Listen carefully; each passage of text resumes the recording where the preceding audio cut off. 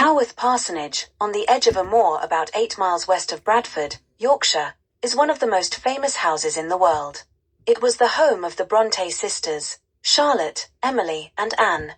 Within its stone walls, just over a century ago, they wrote Jane Eyre, Wuthering Heights, and Agnes Grey. The house, low and rectangular, stands on a hill about 100 yards from Haworth Village Church. The 8 rooms, which today form the Brunt Square Root Museum, have witnessed happy family life, exciting secrets, and heartbreaking tragedy.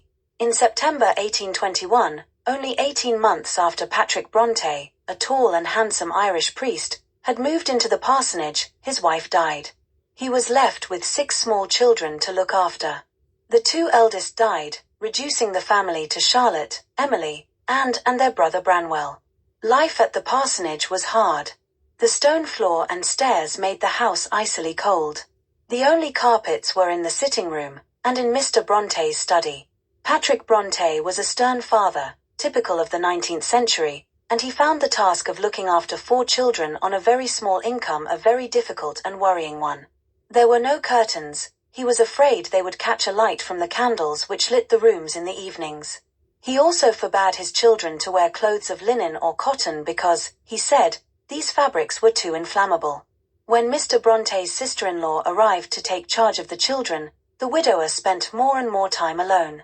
He would trudge for miles over the moors to visit his widely scattered parishioners, and his habits became increasingly more eccentric. On long journeys, he always carried a loaded pistol, and at home, when he was feeling angry, he would fire the pistol out of the parsonage's back door. Although discipline at the parsonage was strict, the children had the time and imagination to create their own amusements. On summer days, they went high up on the moor, fording streams and exploring glens and ravines. In winter, when the gales blew, they stayed indoors, spending their time writing. They wrote stories and published their own magazines. In the year that Charlotte was 13, she wrote no less than 22 books.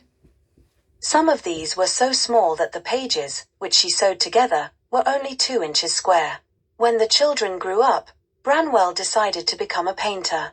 In 1845, the girls, then in their 20s, were still wondering which careers to follow when one day Charlotte accidentally discovered a book. "What's this?" she asked. Emily, the tallest of the sisters, confessed that it was a collection of her poems. Then Anne shyly produced some poems which she had written. "I know what we'll do," said Charlotte.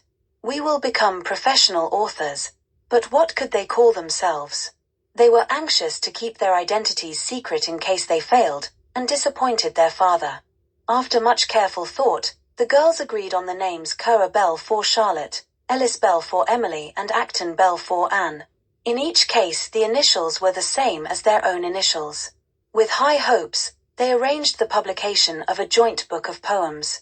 Eagerly they awaited the letter from the publisher telling them how many copies had been sold. When the letter came, Charlotte tore open the envelope, then gasped in disappointment. The sales amounted to only 2 copies, but then, suddenly, success came. Wuthering Heights, a dramatic novel by Ellis Bell, was accepted for publication. So was Agnes Grey, written by Acton Bell. Then Charlotte's Jane Eyre appeared, and caused a great stir in London. People found, as they still do, that once they had picked up this book, they could not stop reading it. But who was the author, Currer Bell? No one knew, not even Charlotte's father.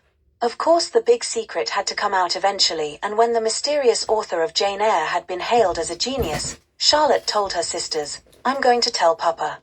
Entering her father's study, where he was reading, she announced, "I have been writing a book."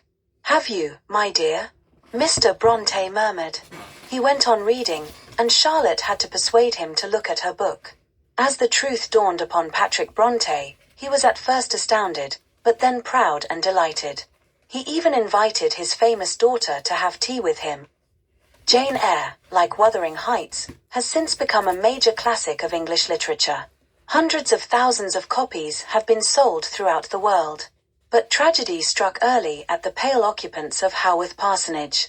Branwell died in 1848, and soon afterwards Emily and Anne died, without knowing fame in their lifetimes. Finally in 1855, Charlotte, having also written Villette, died in the quiet, lonely old parsonage.